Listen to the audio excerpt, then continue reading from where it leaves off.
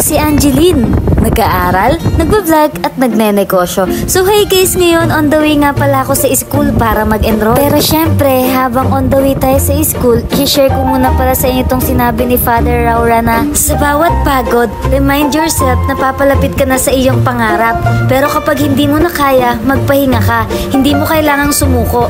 Tandaan, ang pagod ay pansamantala lamang, ngunit ang tagumpay ay pangmatagalan. Karamihan sa atin ngayon ay nai-stress at napapagod. Dahil din siguro sa panahon natin ngayon at sa mga environment na nakapaligid sa kanila. Pero sabi nga ni Father na kapag napagod ka, magpahinga ka lang, wag kang susuko. At kapag napil mo na yung pagod na yon, ibig sabihin nagawa mo yung step by step kung paano ka pupunta sa tagumpay. Paano ka pa mag-grow. Lagi lang natin tatandaan na kasama natin siyang lumaban sa lahat ng laban. At kung may negative nga sa environment nyo o sa nakapaligid sa inyo, wag niyong papansinin. Hayaan yung silang makapansin sa inyo hanggang sa maging idolo nila kayo. Baga kahit nasa negative na sitwasyon kayo, gawin yung positive. Lagi nyo lang isipin na maganda yung kakalabasan ng gagawin nyo. Huwag kayong magpapadistract sa mga negative na nakapaligid sa inyo. Anyways guys, ayan, maaga akong pumunta sa school dahil galing pa nga akong Bulacan at 7 AM din yung schedule namin for enrollment. Congratulations nga pala sa mga kabatch ko dyan guys, sa mga kaklase ko ng last year. Simula sa araw na to, magiging certified third year college students na kami. Nabili nga pala ako ng ballpen dyan in case na kailanganin. At nagpa-load na rin para updated sa GC namin.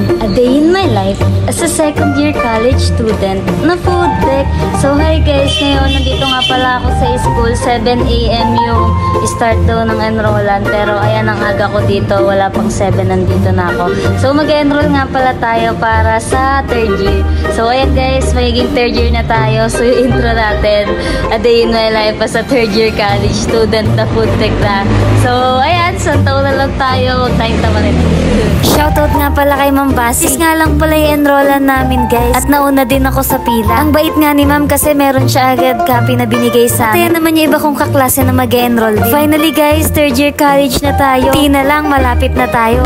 So hey guys, finally enrolled na pala tayo para sa third year. So ayan, third year na tayo. A day in my life as a third year college student na food tech.